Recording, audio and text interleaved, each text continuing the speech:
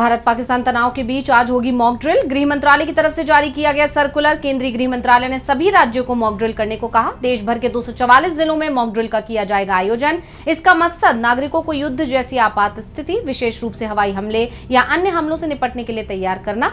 जम्मू कश्मीर के पहलगाम में हुए आतंकी हमले के बाद भारत का बड़ा फैसला। आखिरी बार 1971 में हुआ भारत पाक जंग के दौरान हमला।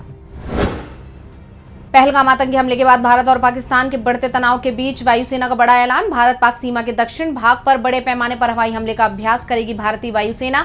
7 और 8 मई को होगा एयर एक्सरसाइज। हवाई अभ्यास के लिए एयरमैन को नोटिस जारी किया गया है। NOTAM के अनुसार ये अभ्यास 7 मई को रात 9:30 बजे शुरू होगा और 8 मई को सुबह 3 बजे तक जारी रहेगा। इससे प्रभावित क्षेत्रों में किसी भी जहाज और ड्रोन के उड़ने पर पाबंदी रहेगी। इस दौरान भारतीय वायुसेना के फाइटर जेट और निगरानी विमान युद्धाभ्यास करेंगे।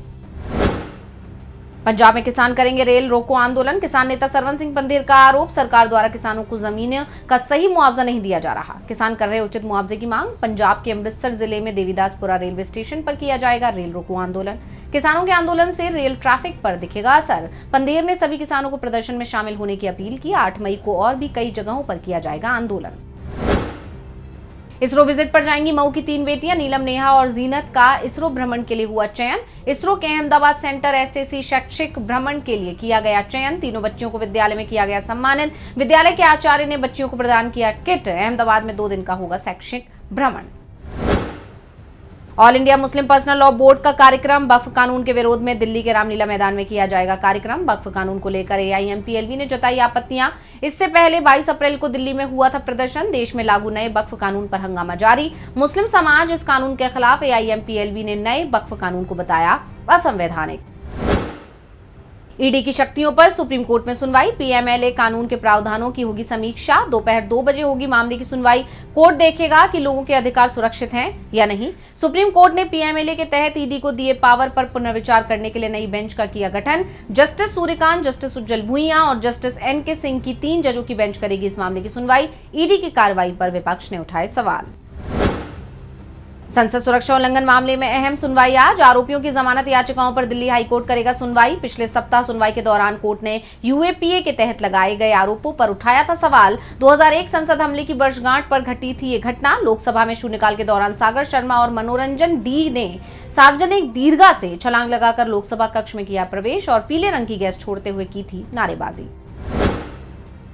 कौन होगा नया पोप? जल्द ही तस्वीर हो सकती है साफ। वेटिकन सिटी में आज से चुनावी प्रक्रिया की शुरुआत। नए पोप के चुनाव के लिए वेटिकन के सिस्टिन चैपल में आयोजित होगी सीक्रेट कॉन्क्लेव। 135 कार्डिनल्स की होगी बैठक। दुनिया की सबसे पुरानी और सबसे सीक्रेटिव चुनावी प्रक्रिया मानी जाती है कॉन्क्लेव।